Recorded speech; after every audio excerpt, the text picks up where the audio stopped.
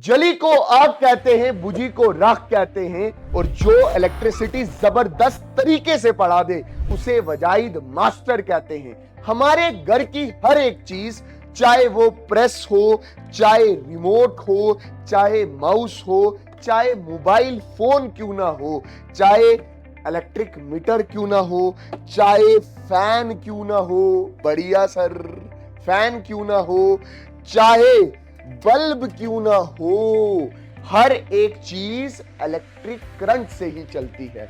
But sir हमें electric current के बारे में कुछ पता ही नहीं है, हमारे बेसिक ही क्लियर नहीं है। तो मेरी जान, इसी एक वीडियो में सारे इंपॉर्टेंट कंसेप्ट इजी पीजी तरीके से करवा दूंगा, सारी कंफ्यूजन दूर हो जाएंगी। पैरेलल कॉम्बिनेशन क्या होता है, ओम्स लॉ क्या होता है, सीरीज कॉम्बिनेशन क्या होता है, पोटेंशियल डिफरेंस क्या हो जाते हैं, सारे इंपॉर्टेंट क्वेश्चन, सारे पीवाईक्यू इसी एक वीडियो में वजाइद मास्टर तुम्हें करवा देगा। चलिए शुरू करते हैं अपना प्यारा खूबसूरत सा चैप्टर इलेक्ट्रिसिटी। बहुत सारे बच्चों को ना इस चैप्टर को लेके बड़े डाउट से, सर मुझे करंट समझ नहीं आया, पोटेंशियल डिफरेंस समझ नहीं आया, ओम्स लॉ समझ नहीं आया, रेजिस्टेंस क्या होता है, रेजिस्टिविटी क्या होती है, सर जूल ऑफ हीटिंग क्या होता है। तो मेरी जान, तुझे घबराना नहीं है, तूने पूरा चैप्टर अच्छे से देखना है। और मैं आपको सीधा बोल रहा हूं कि अगर आप मुझे पहली बार सुन रहे हो ना, 15 मिनट देख, 15 मिनट मुझे देख, तुझे पता चल जाएगा तू किस मास्टर के पास पढ़ने के लिए आया है। सब चीजें डिटेल में कवर की जाएंगी, कोनो टेंशन नहीं लेना है। जब वजाइद मास्टर इधर है, जली को आग कहते हैं, बुझी को राख कहते हैं, और जो इलेक्ट्रिसिटी जबरदस्त तरीके से पढ़ा दे उसे वजाइद मास्टर कहते हैं। बहुत सारे बच्चों का ये भी डाउट है कि भाई साहब सर हम नोट्स कहां से बनाएं। तो मेरी जान, पहला सजेशन तो यही है कि भाई साहब आप अपने प्यारे प्यारे नोट्स बनाओ, अपनी हैंडराइटिंग बेस्ट तरीके से आपको समझ आती है, बेस्ट रिवीजन आती है और बेस्ट क्वालिटी लर्निंग होती है। आई बात समझ नहीं है, मतलब अपने नोट्स सबसे बेस्ट होते हैं। बट फिर भी अगर आपको मेरे नोट्स पसंद आ रहे हैं तो कुछ नहीं करना, इस वीडियो के डिस्क्रिप्शन में एक लिंक दिया गया है जहां आप चले जाओगे हमारे प्यारे पीडब्ल्यू ऐप में, और वहां जाके आप नोट्स को डाउनलोड कर सकते हो। सर टॉपिक क्या क्या है, क्या क्या पढ़ाओगे? वैसे तो पूरा चैप्टर पढ़ाऊंगा, बट क्या क्या पहले शुरुआत हम इलेक्ट्रिक चार्ज से करेंगे, इलेक्ट्रिक करंट पढ़ेंगे, इलेक्ट्रिक सर्किट पढ़ेंगे, इलेक्ट्रिक पोटेंशियल पढ़ेंगे, पोटेंशियल डिफरेंस पढ़ेंगे। इलेक्ट्रिक पोटेंशियल और पोटेंशियल डिफरेंस में जबरदस्त तरीके से पढ़ाऊंगा, टेंशन मत लेना। सर्किट डायग्राम पढ़ाऊंगा, ओम्स लॉ पढ़ाऊंगा, रेजिस्टेंस पढ़ाऊंगा, रेजिस्टिविटी पढ़ाऊंगा, कॉम्बिनेशन ऑफ रेजिस्टर पढ़ाऊंगा, फिर जूल ऑफ हीटिंग। सर ये टॉपिक तुमने मिटाया है, हमें दिख रहा है। हाँ दिख रहा है, मिटाया भाई साहब, गलती से एक एक्स्ट्रा टॉपिक लिखे गया था, मिटा दिया तो मिटा दिया, ठीक है। इलेक्ट्रिक पावर पढ़ेंगे। अच्छा जी, पहला टॉपिक है हमारे पास इलेक्ट्रिक चार्ज। बट मेरी जान, शुरू करने से पहले आप मेरे से प्रॉमिस करो कि भाई साहब आप इस वीडियो को बहुत अच्छे से देखोगे, विदाउट फालतू कमेंट देखे हुए करे हुए, ठीक है। तो बिल्कुल बिल्कुल बहुत खतरनाक एनर्जी से हम इस चैप्टर को शुरुआत कर रहे हैं। एक थोड़ी सी पोइट्री है, अगर मैं बीच में फबल कर जाऊं तो आई एम वेरी सॉरी। अर्ज किया है, उठ बांध कमर क्यों डरता है, उठ बांध कमर क्यों डरता है, फिर देख खुदा क्या करता है। अपनी नीयतों को साफ रखो और अपना काम जबरदस्त तरीके से करो। इंशाल्लाह जो आप चाहते हो वो आपके साथ होगा। वर्क हार्ड, हार्ड नहीं हार्डर। हाँ, इलेक्ट्रिक चार्ज पहला टॉपिक है। इलेक्ट्रिक चार्ज होता क्या है? सबसे पहली बात कि इलेक्ट्रिक चार्ज दिखता ही नहीं है। ओहो, इलेक्ट्रिक चार्ज दिखता नहीं है। इलेक्ट्रिक चार्ज दिखता नहीं है। इलेक्ट्रिक चार्ज दिखता नहीं है, बट हम इसको डिनोट करते हैं क्यू से। दिखता नहीं है, डिनोट करते हैं किससे? क्यू से। अच्छा, there are two types of charge, एक है पॉजिटिव चार्ज और दूसरा है नेगेटिव चार्ज। जो लाइक या सेम चार्जेस होते हैं वो रिपेल करते हैं, और अनलाइक चार्जेस क्या करते हैं? अट्रैक्ट करते हैं। अच्छे से बोलूं तो same charges repel each other and different charges attract each other. अच्छे से बोलूं, पॉजिटिव चार्ज रिपेल करेगा, नेगेटिव चार्ज रिपेल करेगा, पॉजिटिव चार्ज और नेगेटिव चार्ज आपस में क्या करेंगे? अट्रैक्ट करेंगे। और ऐसा यूनिट ऑफ चार्ज, जैसे हर एक चीज, हर चीज की यूनिट होती है फिजिक्स में, है ना। जैसे मास की यूनिट है, टाइम की यूनिट है, वैसे चार्ज की भी यूनिट है। चार्ज की जो यूनिट है उसको हम क्या बोलते हैं, कूलम बोलते हैं। और सबसे बड़ी बात यह है कि चार्ज ना अपने साथ एनर्जी कैरी करता है। अब मैं आपसे ना पूछना चाहता हूं कि ये चार्ज आता क्या है। आपके केमिस्ट्री वाले मास्टर ने, हैरी पॉटर सर है, ओवेस सर, हैंडसम सर है यार, बहुत हैंडसम सर है हैरी पॉटर सर। हमको देख के कभी कभी जलन हो जाती है, अरे सर माय गॉड। ठीक, तो उन्होंने आपको ना ये चीज पक्का पढ़ाएंगे वो, कि भाई साहब जब कभी भी बॉडी में से इलेक्ट्रॉन गया तो पॉजिटिव चार्ज आ जाएगा, जब कभी भी बॉडी में इलेक्ट्रॉन आया तो नेगेटिव चार्ज आ जाएगा। तो अच्छे से मैं बोलूं, charge comes due to lose or gain of electron. Charge come due to lose or gain of electron. ठीक है, मतलब बॉडी पे चार्ज तब आता है जब उसमें से इलेक्ट्रॉन जाए या आए। जब बॉडी में से इलेक्ट्रॉन गया तो पॉजिटिव चार्ज, जब बॉडी में इलेक्ट्रॉन आया तो नेगेटिव चार्ज। इनको आप आइंस बोलते थे 9th क्लास में, दीप सर ने भी पढ़ाया होगा, शाहरुख खान सर ने। हाँ, यही तो चार्जेस हैं। और चार्जेस आता कहता है, lose of electron positive charge, gain of electron gain of electron, gain of electron, gain of electron, negative charge. बहुत बढ़िया सर, मजा ही आ गया है। अच्छा, मैं ना आपको छोटी सी एग्जांपल देता हूं। ये हमारे बशीर साहब, बशीर साहब बहुत बढ़िया, इनमें कोनो इलेक्ट्रॉन चला गया, चला गया, चला गया, चला गया, चला गया, चला गया, चला गया, इलेक्ट्रॉन चला गया, चला गया, तो क्या नेगेटिव चार्ज आएगा? हाँ। ये हमारी नाजिया जी, इनमें से कोनो आपने इलेक्ट्रॉन निकाल लिया, निकाल लिया, निकाल लिया, तो कौन सा चार्ज आ जाएगा? पॉजिटिव चार्ज आ जाएगा। ये नेगेटिव चार्ज और ये आ गया पॉजिटिव चार्ज। नेगेटिव और पॉजिटिव चार्ज आपस में क्या करते हैं? प्यार करते हैं। मजा आ गया सर, मजा, बहुत बढ़िया सर। मेरे प्यारे बशीर साहब एंड नाजिया जी आपस में क्या है? कौन प्यार है? प्यार है। तो यही तो बोला था मैंने। हाँ भाई साहब, अब है इलेक्ट्रिक करंट, जहां से आपको पढ़ना शुरू करना है। रिमोट का बटन, गलत बटन दबा दिया। ठीक है, इलेक्ट्रिक करंट ये हमारा टॉपिक है। ठीक है, इलेक्ट्रिक करंट को हम डिनोट करते हैं आई से। बहुत बढ़िया है क्या? जब चार्ज चलने लग जाए, जब चार्ज दौड़ने लग जाए, हम उसको बोलते हैं कि ये इलेक्ट्रिक करंट है। चार्ज चलने लग जाए तो इलेक्ट्रिक करंट है, करंट है, मतलब करंट है, करंट। चार्ज जब चलने लग जाए हम उस चीज को बोलते हैं करंट। चार्ज जब चलने लग जाए हम उस चीज को क्या बोलते हैं? करंट। ठीक है, मतलब कि flow of charge is known as current. बहुत बढ़िया सर, नेक्स्ट लेवल, बहुत अच्छे से समझ आया। ठीक है, अच्छा मेरी बात अच्छे से समझना। एक और डेफिनेशन है, the rate of flow of charge. Current is, rate मतलब टाइम से डिवाइड करना है, और चार्ज को, इसको आपको क्या बोलोगे? इसको क्या बोलोगे? करंट बोलोगे। सर इसकी यूनिट क्या होती है? मेरी जान इधर देख, I is equal to Q upon t. अगर अच्छे से देख तो चार्ज की यूनिट क्या होती है? कूलम, और टाइम की क्या होती है? Second. Coulomb per second, coulomb per second को आप क्या लिखते हो? एम्पियर भी लिखते हो। यही करंट की एसआई यूनिट भी होती है। अब मेरी बात ध्यान से अच्छे से समझना, अच्छे से समझना, अच्छे से समझना, अच्छे से समझना। ये आपके सामने ने मास्टर ने ना ये लगाया हुआ है बल्ब। ठीक, ये लगाई हुई है बैटरी। ये क्या है? बैटरी है। बैटरी के दो डंडे होते हैं, एक पॉजिटिव टर्मिनल, एक नेगेटिव टर्मिनल। ठीक, ये बैटरी है, ये बल्ब लगाया हुआ है, और ये चार्ज यहां से फ्लो करके जा रहा है। ये चार्ज फ्लो कर गया तो चार्ज फ्लो करने को करंट बोलते हैं। बैटरी क्या है, बल्ब क्या है, रेजिस्टेंस क्या है, आगे चल के बात करेंगे। ठीक है, बहुत बढ़िया। अच्छा, आपसे कोई पूछे the unit of electric current क्या होता है? एम्पियर होता है। अभी मैंने आपको एक फॉर्मूला करवाया, I is equal to Q upon t, where I is equal to current, q is equal to charge and t is equal to time. बढ़िया है सर। अभी ये सर्किट बताएंगे? नहीं बताएंगे, आगे चल के बताएंगे। बहुत बढ़िया, बहुत बढ़िया। अब सुनना, यहां मैं इस बारे में बात करूंगा। देखो इधर, क्या एक एम्पियर, जैसे पीवाईक्यू पूछा हुआ था, एक बहुत प्यारा पीवाईक्यू पूछा हुआ था, वो बोलता है define 1 ampere. 1 ampere of current क्या होगा? देख, I is equal to Q upon T, charge है 1 coulomb upon 1 second, 1/1, 1 second, 1/1 is 1 coulomb per second is ampere.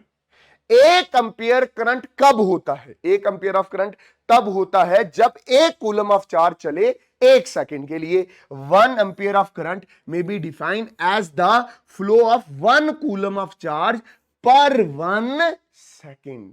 आई बात समझ? अच्छा, कुछ टाइम के लिए आपको चीजें समझनी पड़ेंगी। मैंने आपके सामने एक बहुत प्यारा सर्किट डायग्राम बनाई है। सर्किट डायग्राम क्या होती है? जिसमें बैटरी कनेक्शन होता है, वायर होती है, बल्ब होती है। ये बैटरी है, इसका पॉजिटिव टर्मिनल, बड़ा डंडा पॉजिटिव टर्मिनल, छोटा डंडा नेगेटिव टर्मिनल। ये आपने बैटरी कनेक्ट की है, ठीक है। इस बैटरी से पॉजिटिव टर्मिनल से करंट निकलता है, और करंट को मेजर करने के लिए आपने क्या लगाया है? एमीटर। तो अगर आपसे कोई पूछे करंट किससे मेजर होता है, तो मेरा बच्चा एमीटर से मेजर होता है। तो एमीटर बिल्कुल सीरीज में ही लगा हुआ है, सीरीज में लगता है, जैसे तार इससे बीच में से होके गुजरती है। तो अगर आपसे कोई पूछे current is measured by what, तो आप बोलोगे ammeter, and ammeter is always connected in the series. और ये फिर क्या लगाया? बल्ब। जैसे करंट गुजरेगा ये बल्ब जगने लग जाएगा, ऐसा हमने बचपन से देखा है। अब मैं बोल रहा हूं direction of conventional current. Direction of conventional current क्या होता है? सुनना सुनना सुनना सुनना सुनना। Direction of conventional current, conventional का मतलब होता, पुराने साइंटिस्ट क्या मानते थे?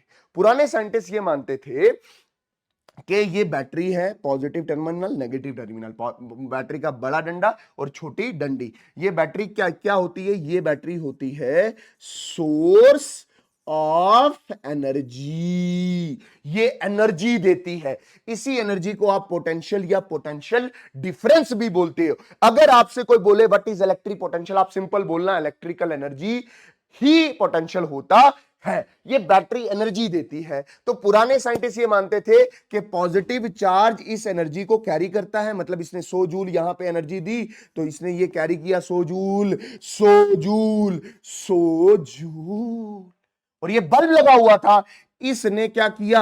100 जूल की एनर्जी ली और ये जगने लग गया। 100 जूल एनर्जी ली तो ये जगने लग गया, जगने लग गया, जगने लग गया। और जब ये चार्ज वापस निकला, इसके पास 0 जूल की एनर्जी थी। ये 0 जूल एनर्जी लेके आ रहा है, फिर 0 जूल, और ये इससे भीख मांगने लगा दोबारा, देना भाई साहब, देना एनर्जी, देना। तो फिर बैटरी दोबारा एनर्जी दी, फिर 100 जूल, और इसी तरह से ये साइकिल कंप्लीट होती है। सर मजा ही आ गया है। हाँ, ये जो चार्ज चल रहा है ना अपॉन टाइम, इसी को तो आप क्या बोलते हो? करंट। तो direction of conventional current, direction of conventional current, direction of current conventional current is taken from positive terminal to negative terminal of battery. ऐसे ही तो हो रहा है। बट आने वाले साइंटिस्टों ने एक चीज नोटिस की कि भाई साहब ये चीज सही नहीं है, ये सही नहीं है। तो उन्होंने आने वाले दिनों में ये चीज नोटिस किया कि यहां से पॉजिटिव चार्ज नहीं जाता, ये positive terminal negative terminal, energy लेके कौन जाता है? इलेक्ट्रॉन्स जाते हैं उल्टी डायरेक्शन में। जब इलेक्ट्रॉन डिस्कवर हो गए, इलेक्ट्रॉन किसने डिस्कवर किया था? जे थॉमसन ने।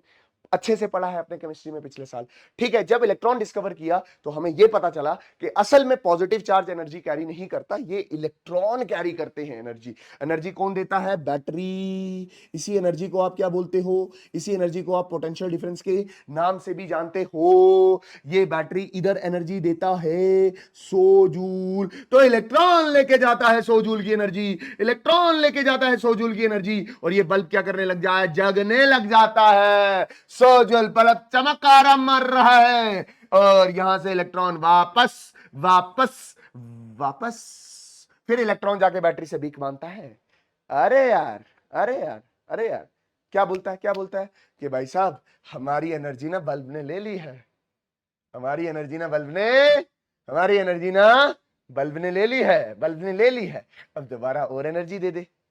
ठीक है, इसको इसी चीज को मैं ना बेहतरीन तरीके से समझाऊंगा। कैसे? ऐसे। सर कैसे समझाओगे? बहुत अमीर है मास्टर भाई साहब। ओए होए होए होए, 20 20 20 20 20, ये ले बशीर साहब कुछ खा लेना। 20 20 25, नाजिया जी खा लो। आई बात समझ? ये कितना है? 500। मैं बोल रहा हूं ये बैटरी 500 की एनर्जी देती है इलेक्ट्रॉन को। टक, ये इलेक्ट्रॉन चौड़ा के अपन के पास 500 की एनर्जी है। ये 500 इलेक्ट्रॉन, इलेक्ट्रॉन के पास 500 जूल की एनर्जी है। फिर बल्ब के पास क्या? बल्ब ये 500 छीन लेता है। लेफ्ट भाई वैसा अपने जगने लग गया, एनर्जी गायब। अब इलेक्ट्रॉन निकलेगा कितनी एनर्जी लेके? 0 जूल की एनर्जी लेके, 0 जूल की एनर्जी लेके, 0 जूल की एनर्जी लेके। ये बेचारा गरीब है, गरीब गरीब गरीब। दोबारा बोलेगा बैटरी को, दे देना, अरे दे देना 500 रुपए का, मैं तेरे लिए नाची रे। अरे क्या कर, 500 रुपए दे देना सर, 500 रुपया। तो मेरी जान ये देखो, तो ये बैटरी ने क्या किया? बैटरी ने 500 रुपया दोबारा इलेक्ट्रॉन को दे दिए, 500 रुपया दोबारा इलेक्ट्रॉन को दे दिए। फिर इलेक्ट्रॉन गया गया गया गया गया, बल्ब चमकारे मारने लग गया, और इलेक्ट्रॉन दोबारा गरीब वापस, और ऐसी इसी तरह से साइकिल चलती है। जिस बच्चे को पैसे चाहिए ना, मुझे मैसेज कर सकता है, उसको हम बहुत पैसा देगा। ठीक? अरे क्या बात है, क्या बात है, क्या बात है। अच्छा सुनो मेरी बात, अब मैं बोल रहा हूं हमने ना बैटरी से एनर्जी बल्ब तक पहुंचानी है, चाहे आप ऐसे पहुंचाओ चाहे आप ऐसे पहुंचाओ। बट आपसे अगर कोई ये पूछे direction of flow of electron क्या होगा, आप बोलोगे from negative terminal to positive terminal of battery. आई बात समझ? हाँ सर, जबरदस्त तरीके से हमें यह चीज समझ आई है, बहुत बहुत खतरनाक चीज तरीके से हमें समझ आया। ठीक? अब मेरी बात सुनो, आप कंफ्यूज हो गए होगे, यार हम ये इलेक्ट्रॉन वाली डायरेक्शन ले या ये कन्वेंशनल करंट वाली डायरेक्शन ले। तो मेरी जान, काम तो एक ही हो रहा है। काम क्या हो रहा है कि भाई साहब बल्ब को एनर्जी मिलनी चाहिए, तो वो तो मिल रही है, चाहे आप ऐसे कंसीडर करो चाहे आप वैसे कंसीडर करो। बट क्लास 10th में आपने करंट की डायरेक्शन पॉजिटिव टर्मिनल से नेगेटिव टर्मिनल की ही तरफ कंसीडर करनी होती है। सर बेस्ट चीज समझ आई है, अभी तक तो हमें ये सारी चीजें समझ ही नहीं आ रही थी। अच्छा इलेक्ट्रिक सर्किट क्या हो गया? इलेक्ट्रिक सर्किट मैंने आपको अभी अभी बताया। क्या बोला मैंने? इलेक्ट्रिक सर्किट क्या होता था? इलेक्ट्रिक सर्किट क्या होता है? Close path of an electric current. Close path होता है, इज कॉल्ड इलेक्ट्रिक सर्किट। इसमें बैटरी होती है, ये देखो बैटरी लगी हुई है, ड्राई सेल। इस ड्राई सेल का मतलब बैटरी ही है, बैटरी ही है। ये देखो रिमोट में ये जो सेल हैं ये ड्राई सेल हैं, और इसका मतलब क्या है? बैटरी ही है। सर कोनो खुल नहीं रहा है, कौन खुलेगा? क्यों नहीं खुल रहा है? मेरा नहीं लगा, रिमोट नहीं खुल रहा है। देखो ना, बैटरीज ये बैटरीज है। ठीक है? अच्छा ये बैटरी, वायर, स्विच, बल्ब, जब आप एक क्लोज सर्किट बनाते हैं उसको आप बोलते हो electrical circuit. If circuit is broken anywhere the current stop. अगर यहां से टूट जाइए तो फिर करंट बल्ब तक नहीं पहुंचता। हमारे पास टॉपिक क्या है? That is electric potential. अब मेरी बात अच्छे से समझने की कोशिश कर, बिल्कुल बारीक सी चीज है, अच्छे से समझना। इलेक्ट्रिक पोटेंशियल या पोटेंशियल डिफरेंस हो या कहीं पोटेंशियल डिफरेंस हो, इसका मतलब एनर्जी ही होता है। क्या होता है इसका मतलब? एनर्जी। और अभी आप कौन सा चैप्टर पढ़ रहे हो? That is electricity. और मैं अच्छे से बोलूं तो इसका मतलब होता है इलेक्ट्रिकल एनर्जी। अच्छा देखना ध्यान से, हम इसको लिखते कैसे हैं? Potential is equal to work done upon charge, कि एक चार्ज ने कितना काम किया या एक चार्ज के पास कितनी एनर्जी है। अभी तो तूने 9th क्लास में पढ़ा, energy is the capacity to do work. Energy और वर्क दोनों बहन भाई हैं, तो अच्छे से बोलूं, एक चार्ज कितनी एनर्जी कैरी करता है वही पोटेंशियल होता है। बहुत बढ़िया, बहुत बढ़िया। अच्छा, इसकी डेफिनेशन क्या है वो आप अच्छे से सुनना।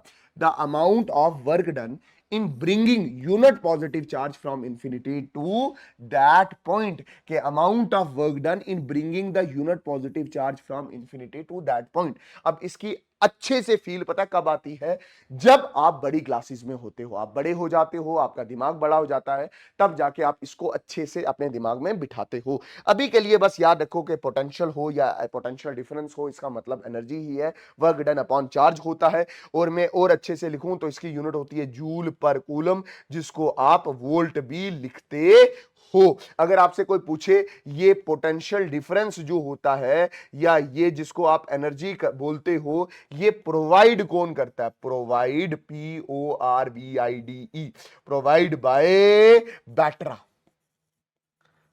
आई बात समझ? Done sir. Potential difference V is equal to work done upon charge, where V is the potential difference, W is the work done, Q is the charge, SI unit of the potential difference is the volt. और provide कौन करती है? Battery.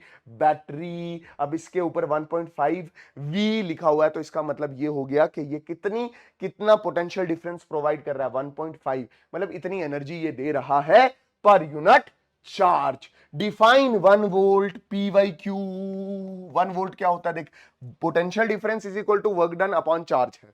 अगर आप 1 joule का काम, आप नहीं, चार्ज 1 जूल का काम करे, अगर चार्ज 1 जूल का काम करे जो खुद 1 कूलम का हो, तो हमारे पास 1 जूल पर कूलम आता है, जिसको आप क्या बोलते हो? 1 वोल्ट कहते हो। मतलब अगर 1 कूलम ऑफ चार्ज 1 जूल का काम करे, हम उसको 1 वोल्ट कहते हैं। अच्छा, जो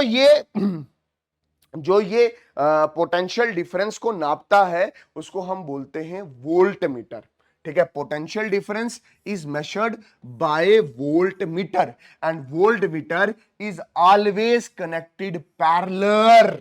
हमेशा ये कैसे कनेक्ट होगा? पैरेलल। जैसे ये रेजिस्टेंस है, ठीक है, मुझे ये पता लगाना है कि इस रेजिस्टेंस ने कितनी एनर्जी खाई है, एनर्जी कि कितनी एनर्जी, या बल्ब है, मुझे ये पता लगाना है इस बल्ब ने कितनी एनर्जी खाई है, तो आप वोल्ट मीटर को कनेक्ट करोगे पैरेलल टू द रेजिस्टेंस।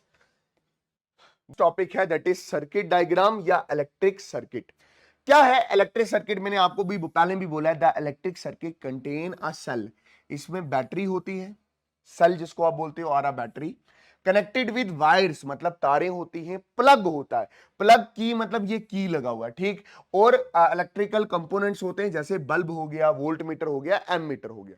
आई बात समझ? हाँ, ये तो क्लिक, ये स्विच ऑफ है तो बल्ब नहीं जग रहा, स्विच ऑन है तो ये बल्ब जल रहा है। तो मतलब अगर कहीं इस इलेक्ट्रिक सर्किट में कहीं डैमेज आएगा, तो हमारा करंट फ्लो नहीं करेगा, और हमारी जो भी चीज लगी है वो अच्छे से चलेगी नहीं। जैसे बल्ब लगा हुआ है तो अभी चल रहा नहीं है। अच्छा, इलेक्ट्रिकल सर्किट सिंबल्स, जब आप इलेक्ट्रिकल सर्किट में कुछ चीजें जोड़ते हो, है ना, तो उसके कुछ ना कुछ सिंबल्स होते हैं। जैसे मैंने बार बार आपके सामने ना ये ऐसे बनाया है ना, ये सिंबल है, ठीक है, और ये ऐसे बनाया, ये इलेक्ट्रिकल सर्किट है और इसमें कुछ सिंबल्स लगाए हुए हैं मैंने, ठीक है। जैसे ये वाला सिंबल है, ये बल्ब को रिप्रेजेंट कर रहा है, ये बैटरी को रिप्रेजेंट कर रहा है। वैसे और भी सिंबल्स होते हैं, जैसे ये ए लगा है तो इसका मतलब क्या है?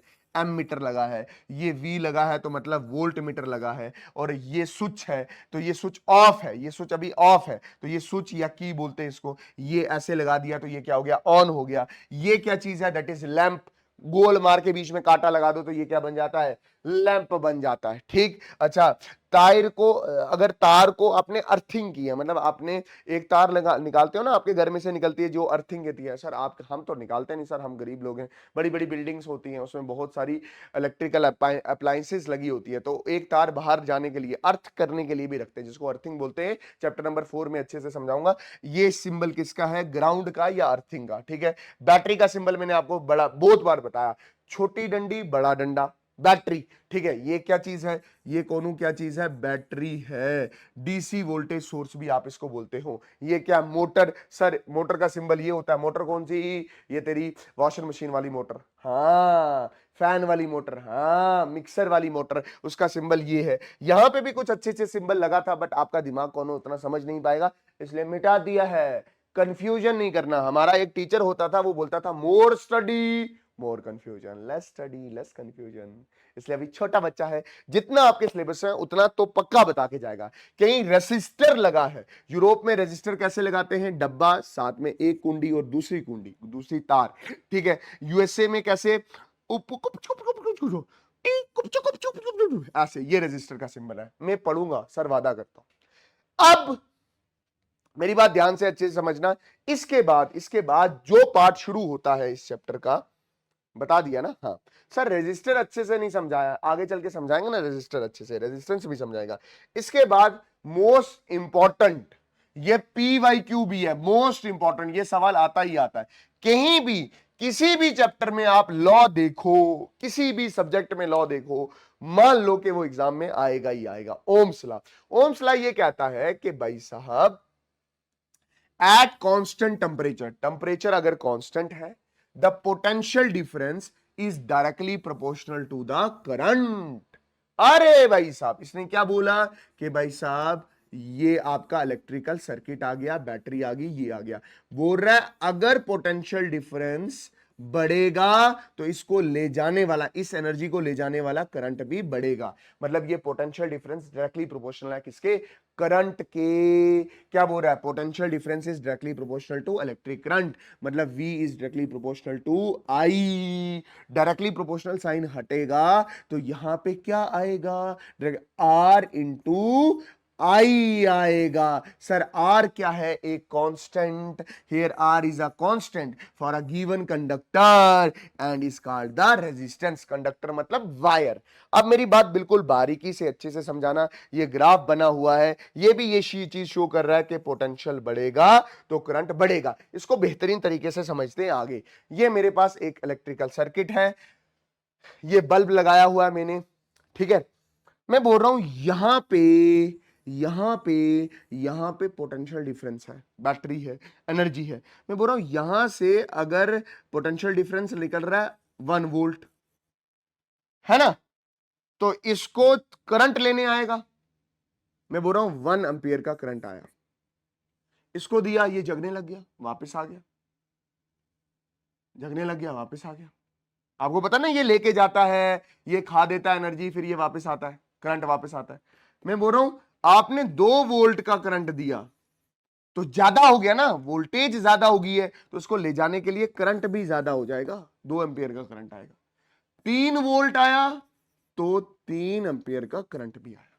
मतलब voltage 1 current 1, voltage 2 current 2, voltage 3 current 3, voltage 4 current 4। ये बढ़ रहा है तो ये भी बढ़ रहा है। इसको एक और तरीके से समझते हैं। मान लो कि ये बैटरी है, बैटरी एनर्जी देती है, एनर्जी वोल्टेज देती है, तो ये V एनर्जी दे रही है।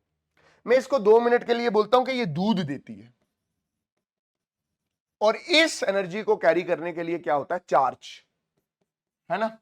उस charge is the carry off energy. मैं चार्ज को क्या बोल रहा हूं, ट्रक, है ना। मैं बोल रहा हूं अगर समझना, बिल्कुल बारीकी से समझना, मैं बोल रहा हूं अगर दूध बैटरी ने दिया 1 लाख लीटर, 1 लाख लीटर, या थोड़ा अच्छा कर लेते हैं इसको, कितना दिया, 100 लीटर दिया, ठीक है। उसके लिए कितना ट्रक आया, 1 ट्रक ले जाने के लिए दूध को आया। आई बात समझ में, कैरियर है ना। फिर यहां पे 200 लीटर आया तो कितने ट्रक आए, 2। मतलब दूध बढ़ रहा है तो लेने के लिए ट्रक भी तो बढ़ रहे हैं। 300 लीटर 3 ट्रक, 400 लीटर 4 ट्रक आए। मतलब अगर एनर्जी बढ़ेगी तो उसको ले जाने के लिए ट्रक्स भी बढ़ेगा, करंट भी बढ़ेगी। बहुत बढ़िया, नेक्स्ट लेवल। ग्राफ इसका ये है, वाई एक्सिस में आप लगाओगे करंट और एक्स एक्सिस में लगाओगे आप वोल्टेज, है ना। Voltage 1 current 1, voltage 2 current 2, voltage 3 current 3, voltage 4 current 4। बहुत बढ़िया सर, ये ग्राफ है VI for the Ohm's law, ठीक। और इसी को आप experiment mental verification of Ohm's law भी बोलते हो। ठीक है, वैसे जब experimental verification of Ohm's law पूछा जाएगा तो आपने ये सर्किट डायग्राम भी बनानी है, ये टेबल भी बनाना है और ये ग्राफ भी बनाना है, ठीक ना। इसके बाद है दैट इज रेजिस्टेंस। रेजिस्टेंस क्या है? Something that oppose the flow of current is called resistance. Resistance एक ऐसी चीज है जो करंट के फ्लो को रोकती है। आई बात समझ? हर एक चीज का अपना अपना रेजिस्टेंस होता है, ठीक है। मतलब कि ये पैनल लगा है करंट के साथ तो ये भी कहीं ना कहीं करंट को रोक रहा है, बल्ब भी करंट को रोक रहा है, ट्यूबलाइट भी करंट को रोक रही है, वॉशिंग मशीन भी रोक रही है, एसी भी रोक रहा है। ऐसी चीज जो करंट को रोके, मतलब या वो प्रॉपर्टी कंडक्टर की जिसकी वजह से करंट रुकता है, उसको बोलते हैं रेजिस्टेंस। अब मेरी बात ध्यान से समझना, V is equal to I R होता है ना, R is equal to V upon I होता है। आई बात समझ? मतलब ये R I के क्या है? इनवर्सली प्रोपोर्शनल है। ये R I के क्या? इनवर्सली प्रोपोर्शनल है। करंट कम होगा क्योंकि रेजिस्टेंस बढ़ रहा है, अगर रेजिस्टेंस बढ़ा करंट कम होगा। The SI unit of resistance is ohm. अच्छा, ऐसे तो नॉर्मली हर एक इलेक्ट्रिकल अप्लायंस का अपना अपना रेजिस्टेंस है, बट हम कभी कभी खुद से भी करंट को कम करना चाहते हैं और वो डिवाइस जो रेजिस्टेंस को कम करे उसको हम बोलते हैं रेजिस्टर। और ये ऐसे दिखेंगे, ये ऐसे दिखेंगे। देखो ये रेजिस्टर है, रेजिस्टर है, resistor, resistor, resistor, resistor, resistor, resistor, resistor, resistor, दिख रहा है? ये आपको फोटो दिख रहा होगा, ये रेजिस्टर है। आगे चल के मैं आपको रेजिस्टर के बारे में और अच्छे से बताऊंगा बच्चों। ये होता है रेजिस्टर, देखा? हाँ, एचडी में दिखा दिया, ठीक। अच्छा, मैं क्या बोल रहा हूं? The electrical appliances which is used to oppose the current is called resistor. और ये आपके सामने क्या है? रेजिस्टर है। याद रखना, हर एक चीज का अपना अपना रेजिस्टेंस होता ही है, बट हम कुछ स्पेशल डिवाइस भी यूज करते हैं जो करंट को रोकते हैं, उसको आप रेजिस्टर बोलते हैं।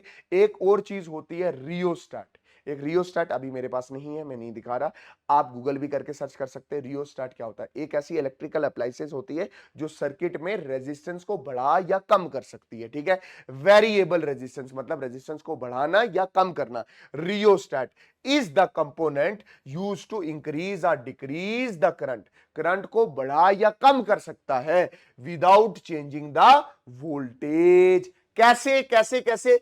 I is equal to V upon R होता नहीं होता?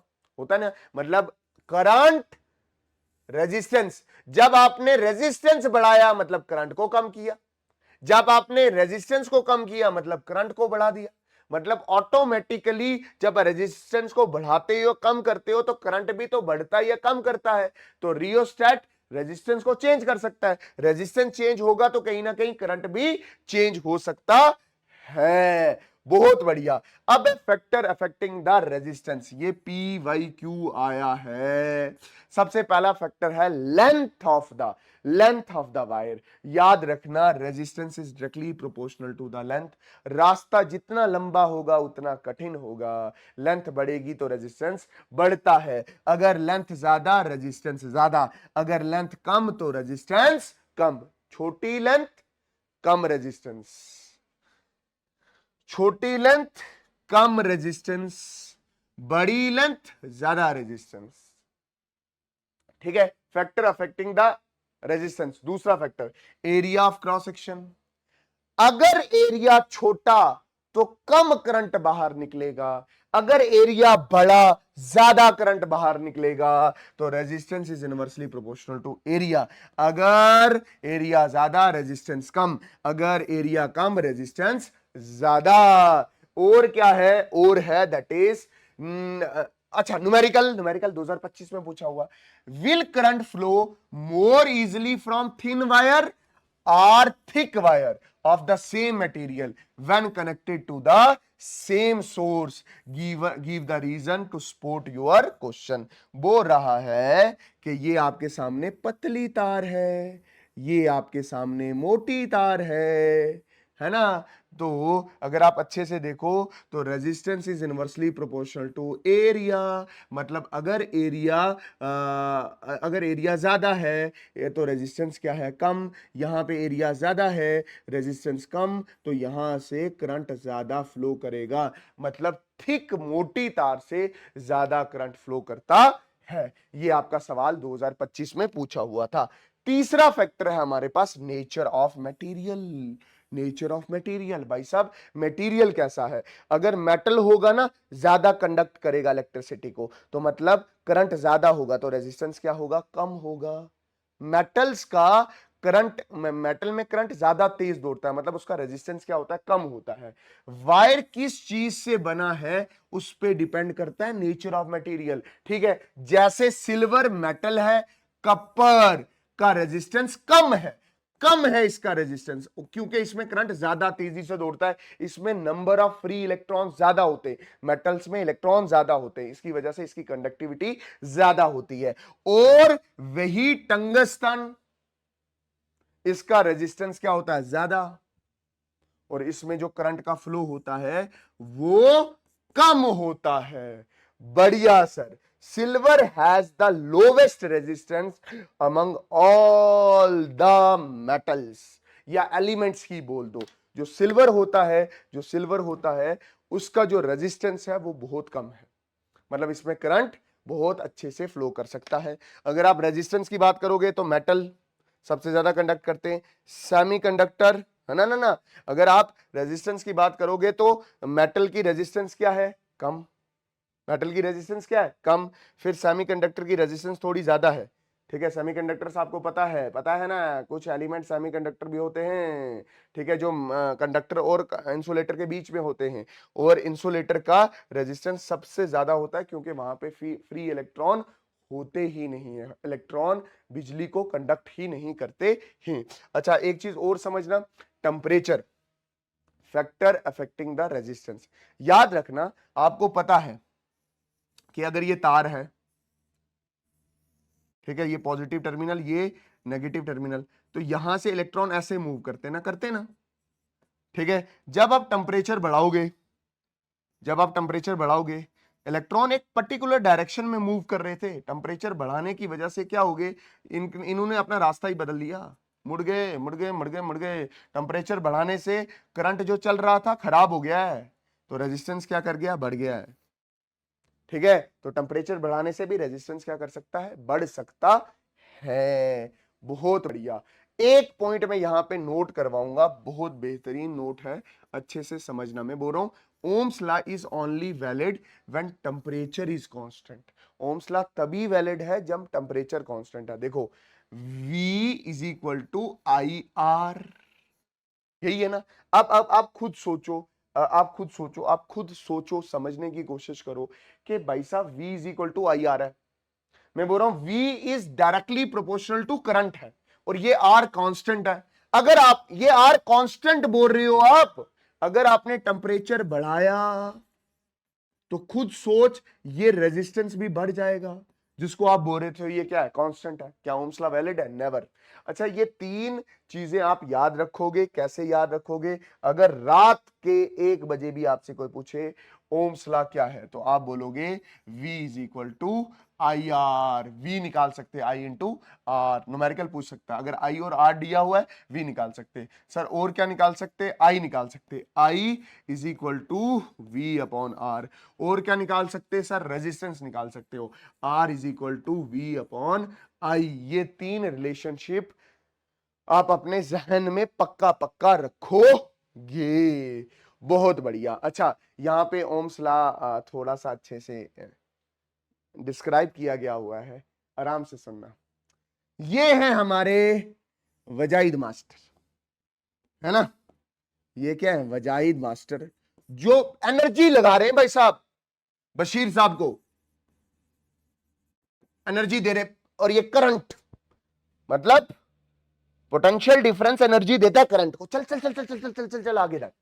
ये है हमारा रेजिस्टेंस, ये हमारा रेजिस्टेंस रोक के रखा है इसको कि तू नहीं चलना भाई साहब, तू नहीं मेहनत करना। और ये कुछ भी हो सकता है, चाहे वो आपका रिलेशनशिप ही क्यों ना हो। जितना मर्जी विजाहिद मास्टर बोले, चलना पढ़ पढ़ पढ़ पढ़ पढ़ पढ़ पढ़ पढ़। रुकावट इज द रेजिस्टेंस। और ओम्स लॉ क्या है? V is directly proportional to current. बढ़िया। अच्छा एक चीज सुनना, हमने वो दो इक्वेशंस अभी पढ़ी ना, resistance is directly proportional to length and inversely proportional to area. इन दोनों को जोड़ो जरा। Resistance is directly proportional to length and inversely proportional to area. ये डायरेक्टली प्रोपोर्शनल साइन हटेगा तो यहां पे एक कांस्टेंट आएगा जिसको बोलोगे रो, एल अपॉन ए। ठीक है, इसको आप बोलते हो रेसिस्टिविटी। डिनोट किससे करते हो? रो से डिनोट करते हो। आई बात समझ? अब मैं थोड़ा बहुत आपको ना रेजिस्टिविटी के बारे में बता ही देता हूं। रेसिस्टिविटी, आराम से सुनना, रेजिस्टिविटी क्या होता है। ये रेजिस्टेंस ही है, the resistance per unit area, मतलब एरिया आपने 1 मीटर स्क्वायर लिया, एंड पर यूनिट लेंथ, मतलब आपने लेंथ कितनी ली? 1 मीटर ही ली है। बढ़िया है, अच्छा है। तो मतलब resistance is equal to rho l upon A, मतलब resistance is equal to rho, length fix कर दी 1 मीटर, एरिया 1 मीटर स्क्वायर। ये कैंसिल हो जाएगा, आपको पता है resistance is equal to rho हो जाएगा। तो कहीं ना कहीं रेजिस्टिविटी रेजिस्टेंस ही है, बट पर यूनिट लेंथ और पर यूनिट एरिया, मतलब आपने एरिया और लेंथ को फिक्स कर दिया है। इसका यह मतलब हुआ कि रेजिस्टिविटी लेंथ और एरिया पे डिपेंड नहीं करता। Resistivity the electrical resistance of a conductor of unit cross section area 1 meter square and unit length 1 meter is called resistivity. resistance is equal to rho L upon A. ये जो rho होता है यही resistivity होती है।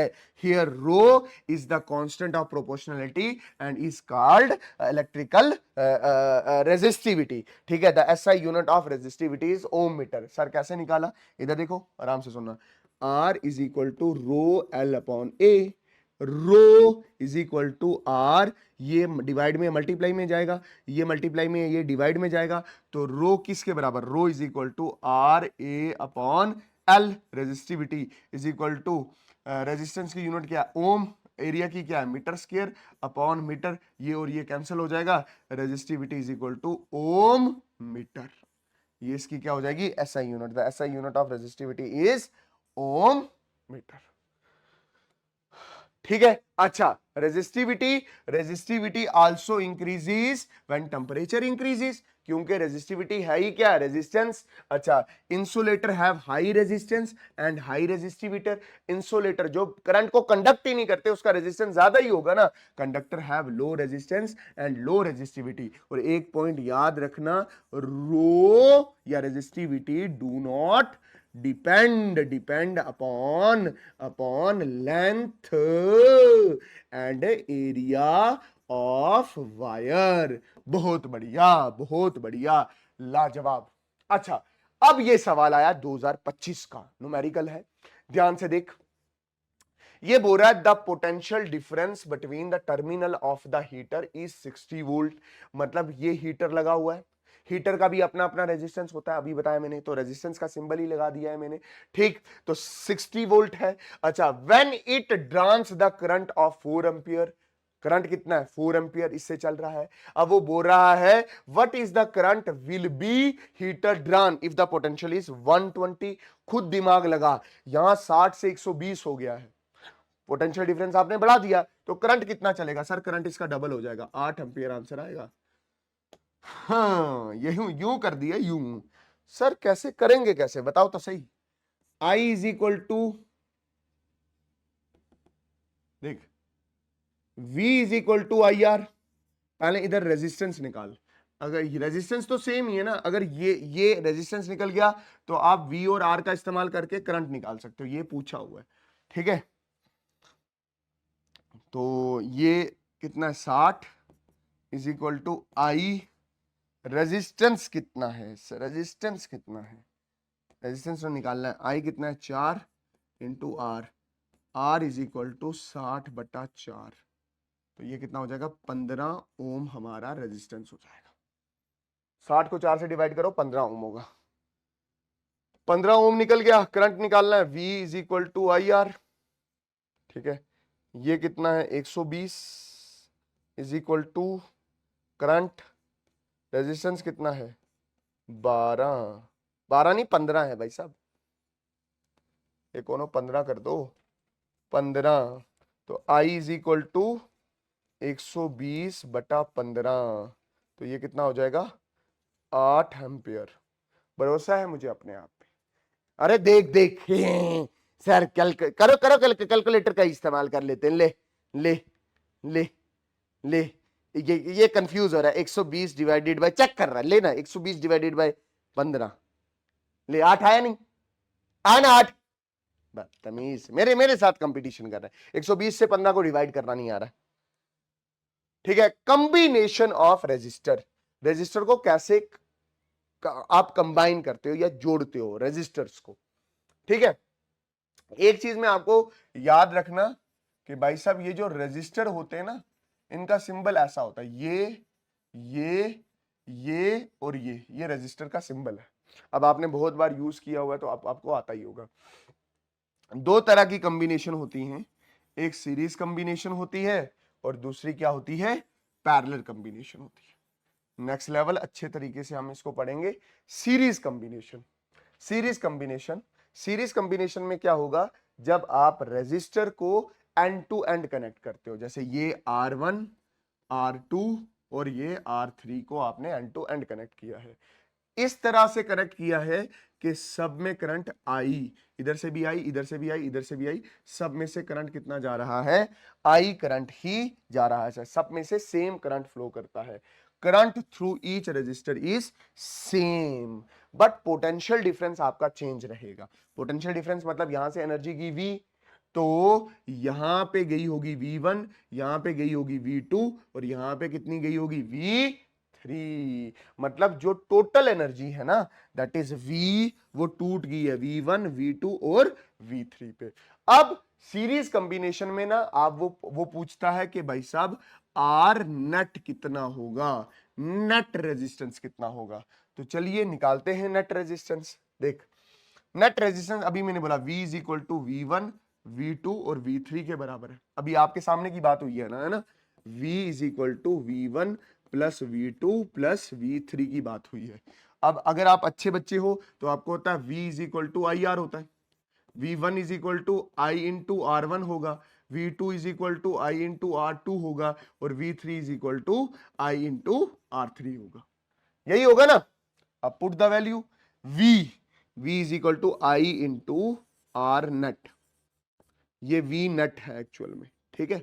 ये I into R1 V1 की जगह प्लस V2 की जगह I इंटू R2 V3 की जगह I इंटू R3। अच्छे से देखो तो ये I नेट हो गया है और ये I आ गया कॉमन, और ये क्या R1 plus R2 plus R3, ये I और I क्या हो जाएगा कैंसल, और R नेट कितना हो जाएगा R1 plus R2 plus R3। आई बात समझ? हाँ सर, इतनी बात हमें अच्छे से समझ आई।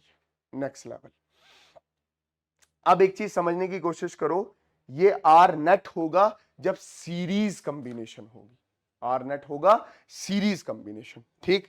आई बात समझ? हाँ सर, इतनी बात समझ आई है। अब सीरीज कॉम्बिनेशन का एक ड्रॉबैक है, इसका ना एक ड्रॉबैक है। सर क्या ड्रॉबैक है? ड्रॉबैक पहला ये है कि इसमें देखो तो नेट रेजिस्टेंस बढ़ जाता है ना, R1 plus R2 plus R3 बढ़ा ना नेट। और दूसरा ये है, इफ वन इलेक्ट्रिकल अप्लायंसेस, जो भी चीज लगी है, इज फ्यूज, कि अगर एक चीज खराब होती है ऑल सर्किट इज डैमेज, सारा सर्किट डैमेज हो जाएगा।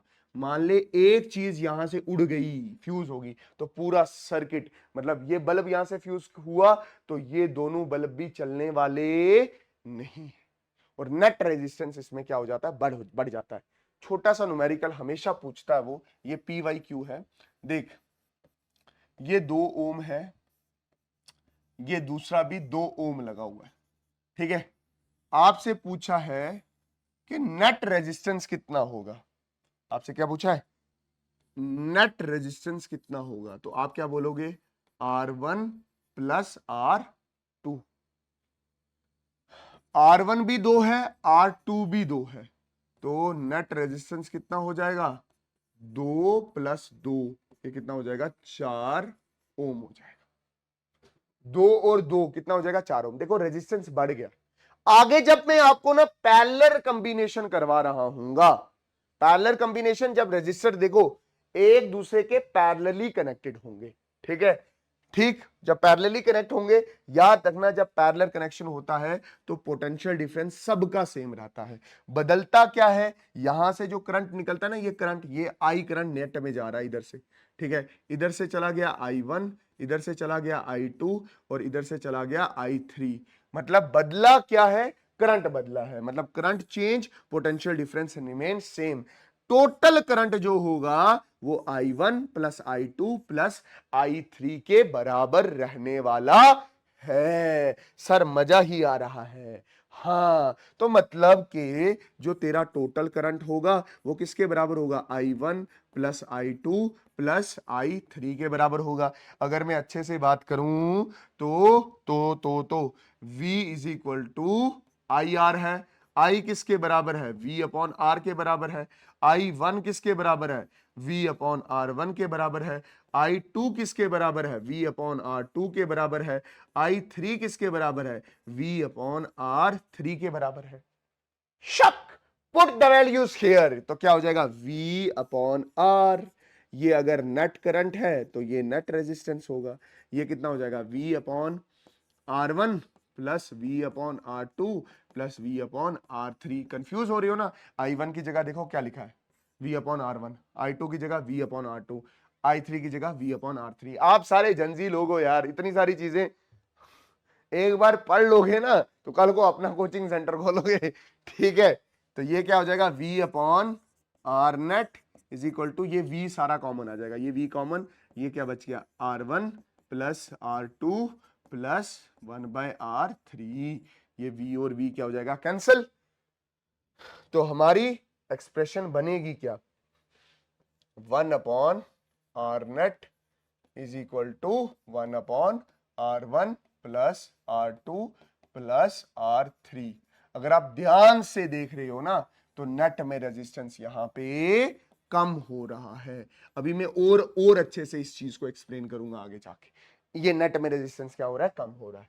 देखो पैरेलल कॉम्बिनेशन तो हो गया, हुआ ना पैरेलल कॉम्बिनेशन। अच्छा, एडवांटेज है पैरेलल कॉम्बिनेशन, मतलब जब आप दो रेजिस्टर को पैरेलल में कनेक्ट करते हो ना तो उसका एडवांटेज है। पहला क्या है, each parallel combination, each appliances get the full voltage, के चाहे वो ऊपर वाली बैटरी बल्ब हो चाहे वो नीचे वाला बल्ब हो, दोनों को सेम पोटेंशियल डिफरेंस मिलता है। मतलब अगर यहां से 220 वोल्ट जा रहा है ना एनर्जी, तो इसको भी 220 वोल्ट मिलेगा, इसको भी 220 वोल्ट मिलेगा, ठीक है, दोनों को बराबर की एनर्जी मिलती है, ठीक है। आई बात समझ, हाँ सर। और if one appliances is switched on other are not affected, आई बात समझ। मैं क्या बोल रहा हूं, if one appliances is damage लिख दो। अगर एक में डैमेज हुआ, मान के चलो कि भाई साहब ये वाला खराब हो गया, तो ऊपर वाला मतलब ये वाला खराब हो गया तो ये डैमेज हुआ ना, तो ये जो करंट यहां से जा रहा था ये करंट नहीं जाएगा, बट यहां वाला करंट जाएगा और ये वाला अप्लायंसेस चलता रहेगा। और तीसरी चीज, इसमें जो नेट रेजिस्टेंस होता है वो कम हो जाता है। एक न्यूमेरिकल में आपको अच्छे से मैं अपने प्यारे बच्चे को करवाऊंगा, आराम से सुनना। न्यूमेरिकल कैसे है, देख, दो रजिस्टर हैं, है ना, आपस में पैरेलल हैं, ठीक। 2 ओम का, 2 ओम का। मेरे से पूछा नेट रेजिस्टेंस कितना होगा, आर नेट कितना होगा। आपको पता है 1/R net is equal to 1/R1 plus 1/R2। ठीक, 1/R net is equal to ये आएगा R1, ये आएगा R2। कितना हो जाएगा, 2 प्लस 2, आधा और आधा। सर आधा और आधा हमें पता है ना कितना होता है सर, पूरा होता है 1 हो जाता है, हाफ हाफ। हाफ 1 को आप 1/1 भी लिख सकते हो। इस आर नेट को इधर मल्टीप्लाई करो, इस 1 को उधर मल्टीप्लाई करो। 1 1 जर 1, 1 इंटू आर नेट। तो तू ध्यान से देख, तो नेट रेजिस्टेंस कितना हुआ है, 1 ओम। बड़ा है कि कम हो गया है सर? ओ सर रेजिस्टेंस हमारा कम हो गया है। 2 ओम के लगाए थे रेजिस्टेंस पर, क्या हो गए हैं, कम हो गए। बढ़िया है, ये तो मैंने अभी समझा दिया आपको। अब देखो, अब है जूल। अच्छा, इसके बाद क्या है, जूल ऑफ हीटिंग। बिल्कुल ध्यान से अच्छे से समझना। मैं क्या बोल रहा हूं कि भाई साहब, जब कभी भी करंट किसी वायर से मूव करता है या किसी भी चीज से मूव करता है तो वो हीट प्रोड्यूस करता है। इसी को आप बोलते हो जूल लॉ ऑफ हीटिंग। मैं क्या बोल रहा हूं, when a current passes through the wire it produce the heat. वो हीट प्रोड्यूस करने लग जाएगा। मतलब ये करंट चल रहा है किसी इलेक्ट्रिकल अप्लायंस में, तो यहां पे भी हीट क्या करने लग जाएगा, हीट प्रोड्यूस करने लग जाएगा। And heat is directly proportional to square of current, P Y Q पूछा हुआ है। ठीक है, directly proportional to resistance and directly proportional to time. मतलब heat is directly proportional to square of current, equation number 1. Heat is directly proportional to resistance, equation number 2. Heat is directly proportional to time, equation number 3. तीनों equations को आप क्या करो, जोड़ो। तो heat directly proportional to current square resistance and time. जब मैं directly proportional बोलता हूं को, तो एक बढ़ेगा दूसरा भी बढ़ेगा, एक बढ़ेगा दूसरा भी बढ़ेगा, एक बढ़ेगा तो दूसरा भी बढ़ेगा। करंट बढ़ेगा, हीट बढ़ेगी, रेजिस्टेंस बढ़ेगा, हीट बढ़ेगी, टाइम बढ़ेगा, जिसके लिए करंट जा रहा है तो हीट बढ़ेगी। ठीक है, तो यहां पे कांस्टेंट आएगा, इस कांस्टेंट का नाम है Katrina Kaif, I square R T. और इसको आप क्या लिखते हो, 1। तो heat is equal to 1 into I square R T. तो हीट क्या हुई, आई स्क्वायर आर टी। ये फॉर्मूला आप दिमाग में रखोगे, इस पे पी वाई क्यू पूछा हुआ है। बढ़िया है सर, इसकी डेरिवेशन करो। देख इधर, तुझे पता है potential difference is equal to work done upon charge होता है, बिल्कुल। V into Q is equal to work done होगा, क्यू को इधर मल्टीप्लाई किया। अब वर्क को आप ऐसे लिख सकते हो, work done is equal to V into Q, है ना। अब एक चीज ध्यान में रख, ध्यान में, ये जो V है is equal to I R है, ये जो Q है ना, इसको कैसे लिख सकते हैं, I is equal to Q upon T, charge upon time. तो Q is equal to I into T लिख सकते हैं। बहुत बढ़िया सर, Q बड़ा लिख, छोटा रख, कोई फर्क नहीं पड़ता। मतलब Q को आप ये डाल सकते हो, V को ये डाल सकते हो। तो work done is equal to I R, Q की जगह I into t. Work done is equal to I I जर आई स्क्वायर आर टी। मतलब तेरा वर्क डन क्या निकला, I square R t. What is energy, energy is the capacity to do work. तो जो work होता है वही एनर्जी होती है। Energy is equal to I square R T. तो बड़ा टी भी लिख सकता है, कोई प्रॉब्लम नहीं है। ठीक, यहां पे जो एनर्जी है वो कौन सी एनर्जी है, heat energy is equal to I square R T. Sir मजा ही आ गया है। चलिए आगे चलते हैं। अच्छा, इसके बाद ना हमने एक बहुत खूबसूरत सा टॉपिक पढ़ना है। टॉपिक का नाम क्या है, इलेक्ट्रिक पावर। इलेक्ट्रिक पावर क्या होता है, the rate of doing work, कि कोई कितने तेजी से काम करता है उसको बोलते हैं पावर। रेट मतलब होता है, क्या, रेट मतलब होता है टाइम से डिवाइड करना। और time, work done upon time is equal to power. अच्छा, वर्क डन ही एनर्जी है, energy upon time is power. और यहां पे आपने एक एनर्जी डिस्कस की है, हीट एनर्जी अपॉन टाइम। बहुत बढ़िया। अब हीट एनर्जी क्या है, that is I square R T upon T, T से टी कैंसल, ये कितना हो गया आई स्क्वायर आर। एक फॉर्मूला ये है, ठीक है। अब मैं आपको ना इसकी यूनिट भी निकाल के बताता हूं कि पावर की यूनिट क्या है। Power is equal to work done upon time. Work की यूनिट क्या है, जूल, और टाइम की क्या है, सेकंड। जूल पर सेकंड को आप वॉट भी बोलते हो। बहुत बढ़िया। तो rate of doing work is known as power. ये मैंने आपको इतना बताया। इसके दो फॉर्मूले और हैं, अच्छे से ध्यान से सुनना। एक फॉर्मूला तो P is equal to I square R T है। अब मैं चाह रहा हूं कि इसमें से I रिप्लेस करूं, तो मुझे पता I is equal to V upon R आता था। Power is equal to I की जगह क्या लिखूंगा, V अपॉन आर, और साथ में R इसका स्क्वायर है मेरी जान। तो power is equal to V square upon R square into R. ये और ये कैंसिल हो जाएगा, तो पावर कितना हो जाएगा, वी स्क्वायर अपॉन आर। अब इधर देखो जरा, power is equal to I square वैसे ही रखते हैं, आर को रिप्लेस करते हैं, V upon I, I I cancel, power is equal to V into I भी लिख सकते हैं। अच्छा मेरी बात ध्यान से समझना, एक होता है 1 वोल्ट, एक होता है 1 वॉट। 1 वोल्ट मैंने आपको बता दिया था, potential difference is equal to work done upon charge होता है। अगर 1 जूल का काम 1 कूलम ऑफ चार्ज करे तो हम उसको बोलते हैं 1 जूल पर कूलम।